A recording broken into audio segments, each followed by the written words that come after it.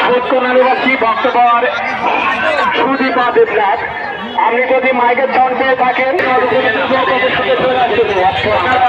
করছেন, সবই সযত্নে এসেছি, সব একসাথে নিয়ে এবছর আমরা সুদকোনানিবাসী অনেকভাবে অসুস্থ আছেন, তাই বাবা কেমন লোক হয়েছে টুকটুকি একটু বলে দাও প্লিজ।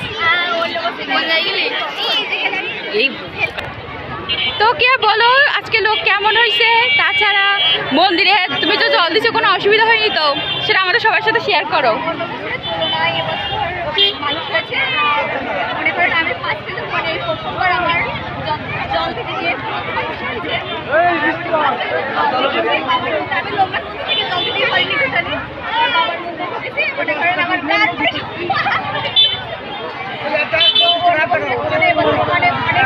ভদ্রনন্দ ২০ টাকা প্রণামী রেখেছেন, তারা যেন ওনার সকল মনোবাসনা পূর্ণ করে।